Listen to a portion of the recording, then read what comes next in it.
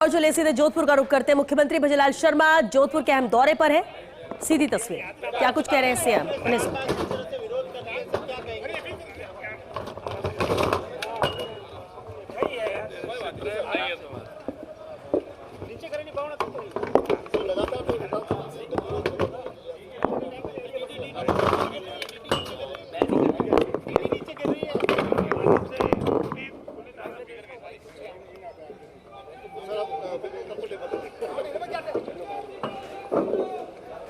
ऐसा है, जिनका जो काम है वो कर सकते हैं।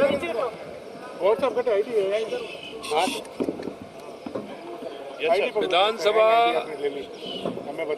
विधायी कार्यों के लिए, जनता के मुद्दों को उठाने के लिए, जनता के मुद्दों को समाधान करने के लिए है। लेकिन हमेशा कांग्रेस सिर्फ वोट की राजनीति करती है। कांग्रेस ने कभी भी किसान, मजदूर, युवा, महिला, जो वास्तविकता में मुद्दे उठाने चाहिए वो मुद्दे नहीं उठाते हैं। वो सस्ती लोकप्रियता के चक्कर में रहते हैं और इसीलिए उनको देश की जनता ने और प्रदेश की जनता ने नकार दिया है। आप देख रहे हैं कि जिस तरह से लगातार कांग्रेस को नकारा है, उनके नेताओं को नकारा है। मैं तो सिर्फ आपसे इतना कह सकता हूं कि हमारी सरकार, चाहे केंद्र की सरकार हो, चाहे राज्य की सरकार हो, जनता के हितों के मुद्दे को लेकर के जनता को गणेश को, गरीब को गणेश मानते हुए हम काम करते हैं। आपने देखा है, देश के यशस्वी प्रधानमंत्री नरेंद्र मोदी जी के नेतृत्व में जो कल जीएसटी में जिस तरह से गरीब को, मजदूर को, व्यापारी को और उद्योगपति को जिस तरह से राहत दी गई है। कहते हैं कि व्यक्ति की आवश्यकता होती है रोटी, कपड़ा और मकान। उन तीनों में राहत देने का काम किया है, जिससे आमजन को उसका फायदा मिले। अभी आप देख रहे हैं, राजस्थान के अंदर बंसीवाले की कृपा है, अच्छी बारिश हो रही है, किसान खुश है। लेकिन अतिवृष्टि जहाँ हुई है, हमने आज सभी हमारे मंत्री, विधायक, हमारे सभी सचिव, जो प्रभारी सचिव हैं, उनको निर्देशित किया है कि आप 2 दिन मंत्री हमारे प्रभार क्षेत्र में रहेंगे, विधायक हमारे अपने अपने क्षेत्रों में रहेंगे, प्रभारी सचिव जिस जिले के प्रभारी हैं वो वहाँ रहेंगे। जनता के जो अतिवृष्टि के काम हैं उनको संकलित करेंगे। हमने एडवांस में ही जिलों में पैसा दिया हुआ है। हमारे पास अतिवृष्टि की रिपोर्ट आने लग गई है और हमने स्वीकृति भी जारी कर दी है। और जब वो लौट करके आएंगे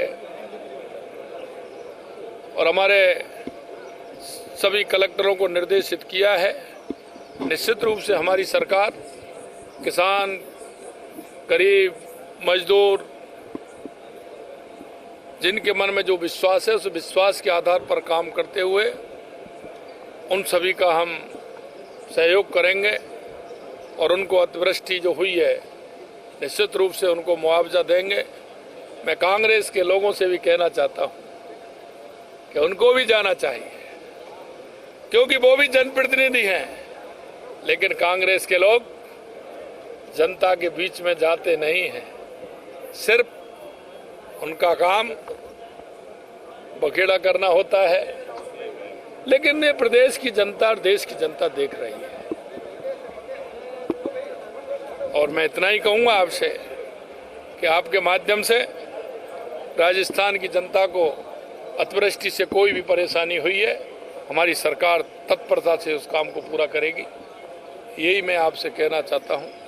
आप सभी को बहुत बहुत धन्यवाद। जीएसटी का फैसला जो आया है उसको आप किस रूप में देखते हैं? देखिए, मैंने कहा है, अभी आप शायद पीछे थे, मैंने कहा है कि देश के यशस्वी प्रधानमंत्री नरेंद्र मोदी जी ने जो गरीब व्यक्ति की आवश्यकता होती है, एक व्यापारी की आवश्यकता होती है, एक मिडिल क्लास की आवश्यकता होती है और उद्योगपति की आवश्यकता होती है, उन सभी का ध्यान रखते हुए इस जीएसटी में माननीय प्रधानमंत्री जी ने जो फैसला किया है, ये ऐतिहासिक फैसला है।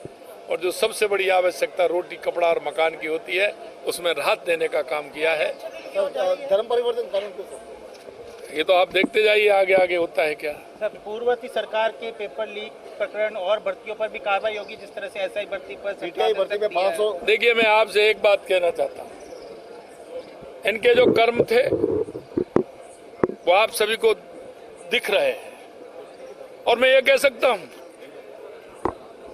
कि 15 दिसंबर को हमने शपथ ली, 16 दिसंबर को एसआईटी गठित की और हमने राजस्थान की जनता से कहा था कि हम इनको छोड़ने वाले नहीं हैं। अब ये कहते हैं मगरमच्छ धीरे धीरे बढ़ रहे हैं कि नहीं बढ़ रहे हैं। जो विश्वास पात्र पीएसओ था, लंबे समय से जो उनके साथ रहता था, क्या देखा आपने? वहां तक पुलिस पहुंच रही है। किसका हाथ है इसमें? कौन हो सकते हैं ऐसे लोग? क्या कर सकते हैं वो? मैं यही कहना चाहता हूं। अभी देखिए, हम छोड़ने वाले नहीं हैं, किसी कीमत पर बख्शने वाले नहीं हैं। लेकिन कुछ भी हो, हमारी जांच जारी रहेगी और ऐसे लोगों का नकाब हटाया जाएगा और उन कितना भी बड़ा कोई व्यक्ति हो, उसको निश्चित रूप से उसका दंड मिलेगा। गहलोत साहब ने कानून व्यवस्था पर सवाल उठाया सर। Thank you sir. मंत्री भजनलाल शर्मा जोधपुर पहुंचे। जोधपुर पहुंचने के साथ ही मीडिया से मुखातिब हुए, जहां जीएसटी को लेकर उन्होंने आभार जताया है केंद्र सरकार का, प्रधानमंत्री नरेंद्र मोदी का, और कहा कि किस तरह से राहत आम जन को मिलेगी, खासतौर से किसानों को। साथ ही साथ